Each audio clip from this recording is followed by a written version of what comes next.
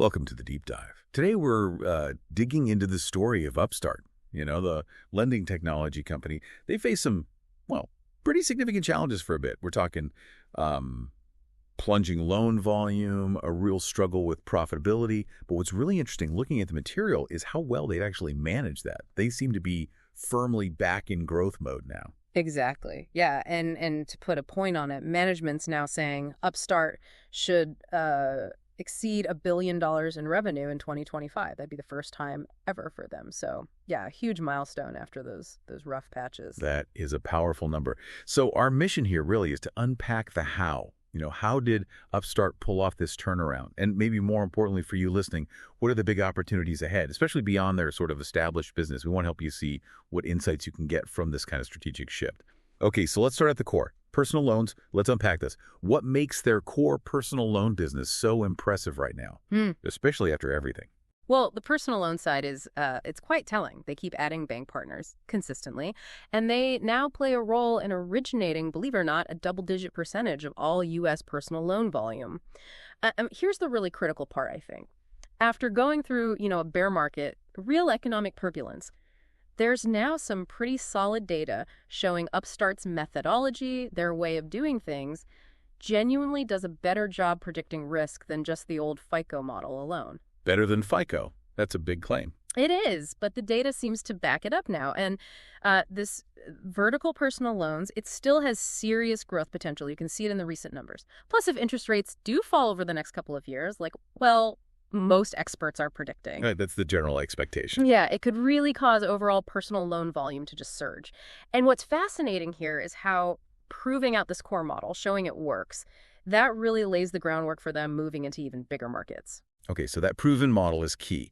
If they've got that down, where else are they applying it? Because like you said, the material we reviewed suggests the real excitement might be in these newer areas.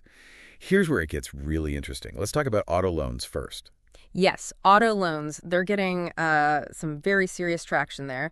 Originations, get this, grew by 42% sequentially just in the first quarter of 2025. 42% sequentially, wow. Yeah, and that's more than 5 times what they were doing just a year ago. But here's the perspective you need. It's a $677 billion market, auto loans, huge. $677 billion, okay. And Upstart, last quarter, they did just $61 million in origination volume.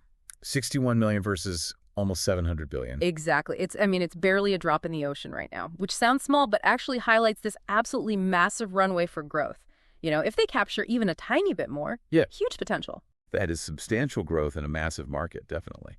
But there's this other vertical. The source material calls it a sleeper growth vertical, even a potential 10x catalyst for the business. That sounds pretty dramatic. It does, yeah. And they're talking about home equity lines of credit, HELOCs. HELOCs are the newer of the two verticals in Upstart's world.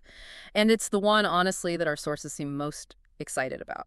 So current traction, they originated about $41 million in HELOC borrowing capacity in Q1, which, again, shows really strong growth, 52% sequential growth. 52% sequential. Okay. So, yeah, while it's the smallest of the 3 loan types for them today, it seems to hold the most maybe transformative potential. Okay, this raises an important question, though. Why? Why HELOC? That 52% growth is eye-catching, sure, but why is this specific vertical seen as having so much potential, especially starting smaller?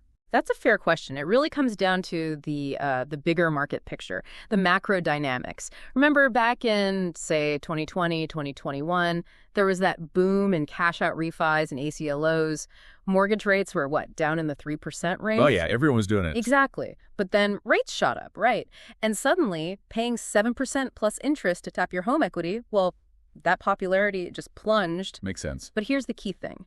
Because fewer people have been tapping that equity and home prices kept rising, U.S. homeowners are now sitting on roughly $35 trillion in home equity. 35 trillion. Trillion, with a T. It's the highest level ever recorded. All this equity just sitting there, that's the potential pool. Okay, so connect the dots for us. Yeah. How does that $35 trillion in untapped equity translate into this trillions of dollars opportunity the sources mentioned for Upstart specifically?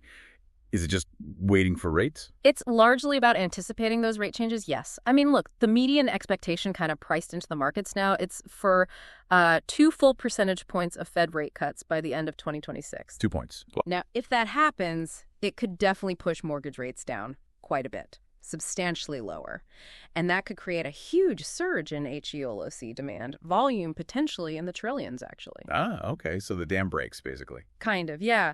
And if Upstart, with its proven model, can capture even just a few percentage points of that massive flow, well, it could be a truly huge catalyst for their fee revenue. Their ability to assess risk, proven in personal loans, could be a big advantage here. Right. But it's still very early days for these newer ones, auto and HELOCs. Like you said, last quarter, their combined volume was, what, less than 1% of Upstart's total loan volume? Mm-hmm. Still tiny. Spot on. It is early, no question. Yeah. But if we connect this to the bigger picture, both are growing fast, right? And now that Upstart has, well, arguably shown its lending model works, that Core advantage, yeah. exactly, that could really help speed up adoption in these newer verticals. People might trust the model more now. And if mortgage rates do trend lower like predicted, HELOC volume could genuinely soar, which, as the source suggests, could even send the stock up maybe 10 times. I mean, that highlights some really profound potential there for the company and, for anyone watching the markets. Yeah. So let's bring it all together for you listening. Upstart seems to have pulled off a really impressive turnaround. They've solidified their personal loan business with what looks like a genuinely better data-backed risk model.